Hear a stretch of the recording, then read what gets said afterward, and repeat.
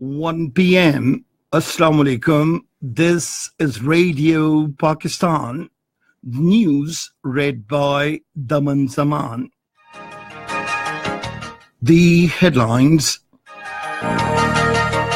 The Prime Minister will visit Miranshah today to inaugurate different development projects.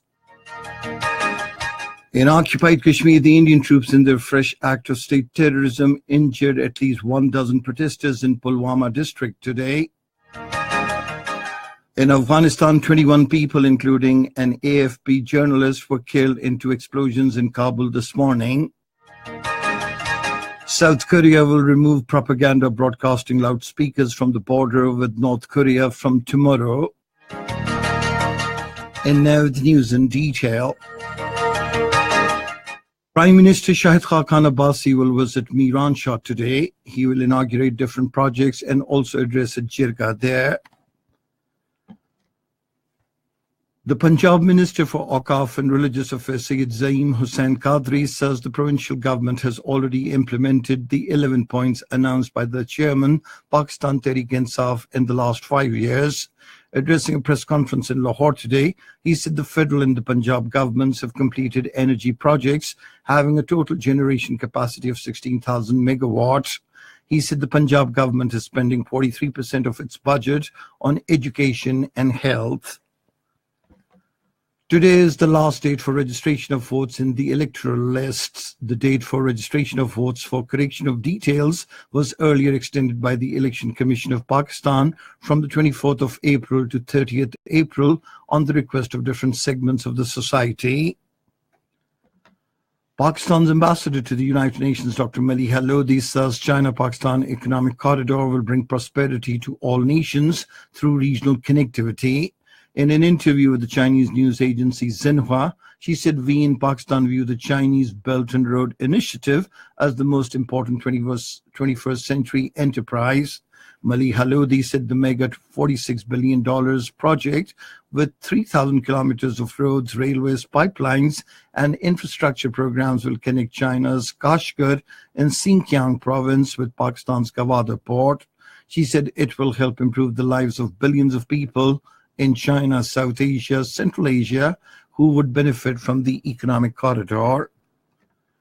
Labor Day is being observed tomorrow with the renewed pledge to acknowledge and promote the dignity of laborers. The day is marked by different rallies and seminars to highlight the fundamental and basic rights of workers. Seminars will be held in different cities to pay tributes to those who laid down their lives in Chicago in 1886 for the rights of the laborers.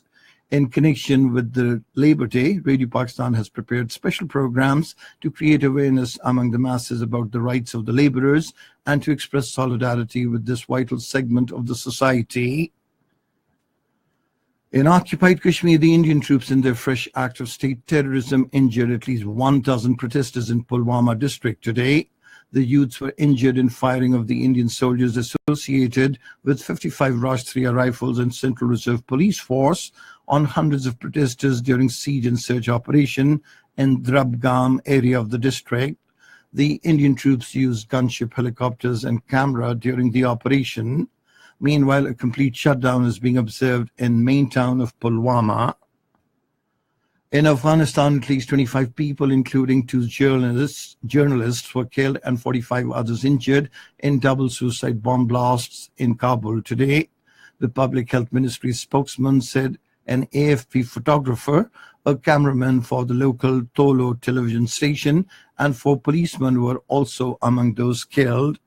The first suicide bomber was on a motorbike, while the second attacker was among the crowd of reporters that rushed to the scene of the first attack, pretending to be one of the media members. No one has claimed responsibility for the attacks.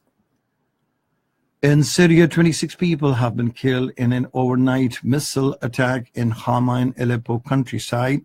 The Britain-based Syrian Observatory for Human Rights says the attack appears to have been carried out by Israel and targeted an arms depot for surface-to-surface missiles at a Brigade 47 base in northern Syria. South Korea will remove propaganda broadcasting loudspeakers from the border with North Korea from tomorrow.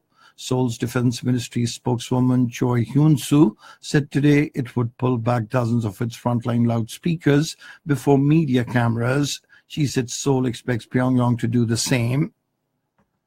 In China, 9 people were killed in a landslide in the northern Shanxi province today. Rescue efforts are underway for those who remain trapped.